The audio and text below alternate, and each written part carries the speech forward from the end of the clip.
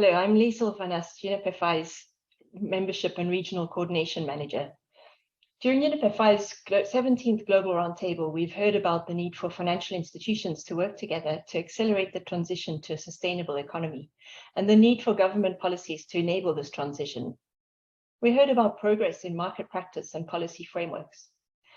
From tackling plastics to accelerating financing for adaptation to climate change, we've heard how financial institutions can collaborate around shared goals to help define pathways, guidance, harmonize methodologies, definitions, criteria, metrics, and technical standards.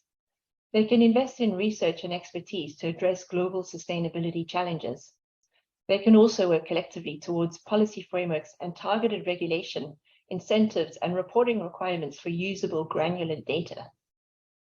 At the start of this week, former US Vice President Al Gore called for investors, banks, and insurers to take actions on public policy engagement, stewardship, and capital allocation now in order to effect change in the real economy, to transform our financial system from one that passively manages risk to one that proactively considers business impacts. Monday's panel on impact management highlighted the importance of standardizing, measuring, and managing impact across portfolios. Banks can use the Impact Protocol and Assessment module for institutional banking launched this week to inform their impact management.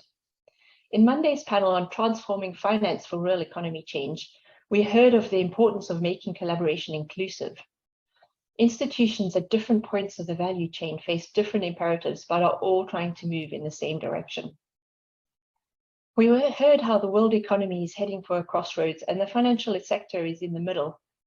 It can show the right direction to follow while accelerating the transition. To get there, we need coalitions of collective action to drive positive change.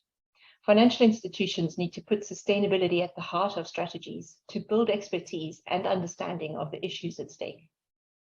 We heard how platforms for collaboration provide spaces to learn from those ahead and build momentum. New research such as Minderu Foundation's study on social costs and corporate liabilities facing the plastics industry is helping to deepen understanding of emerging sustainability risks and opportunities across the financial sector. We heard of the need to understand that sustainable finance is not a specialist subject, it's everybody's business.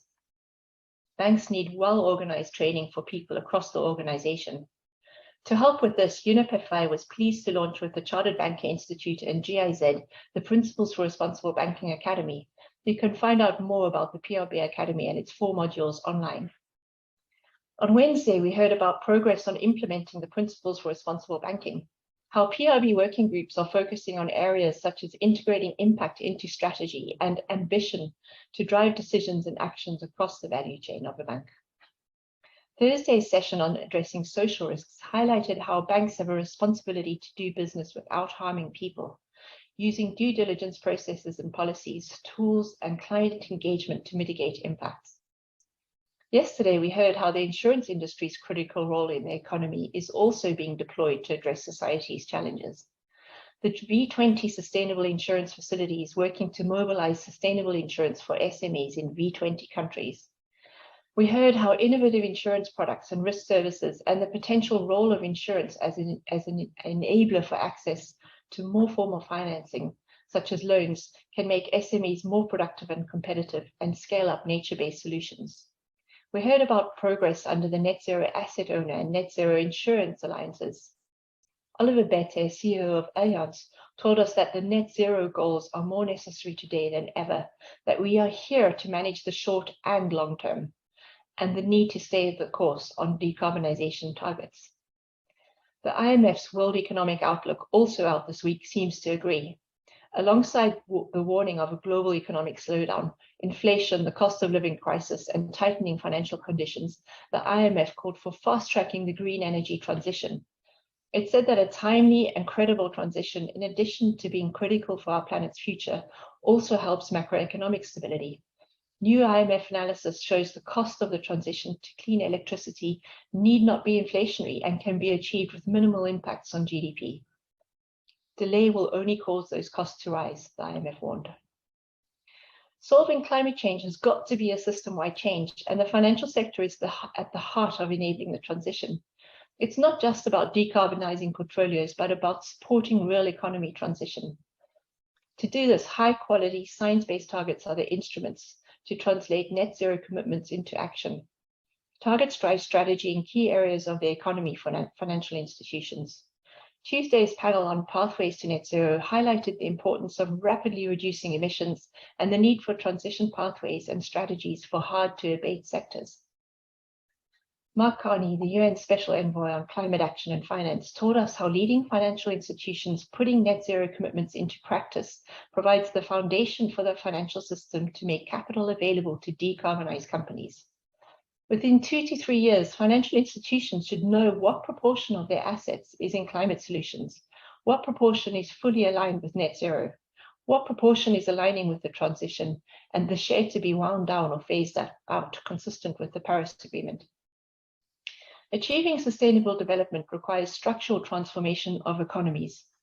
Many financial institutions are shifting management and financing activities, but it's not an easy transition and can't happen overnight. There will still be real sector activities that are less sustainable for some time to come. This has an impact on the speed of the transition in the financial sector, which is key to the transition but can't change the economy alone. We heard the real commitment in the financial sector to decarbonize and the hope that this translates into public policy to support long-term decisions. Financial institutions can clearly communicate requests for policy change, such as prices on carbon and stopping fossil fuel subsidies. In the Financial Systems panel on policy and regulation, we heard about the need for international convergence of policy frameworks for cross-border financing activities. One of the most important issues on the sustainable finance agenda is effective and inclusive transition plans to get to net zero. Central banks and supervisors are looking to engage financial institutions on their transition plans. The debate is moving from why we need action on transition to how. Central banks and supervisors are also working with financial institutions to measure nature-related risks with financial implications.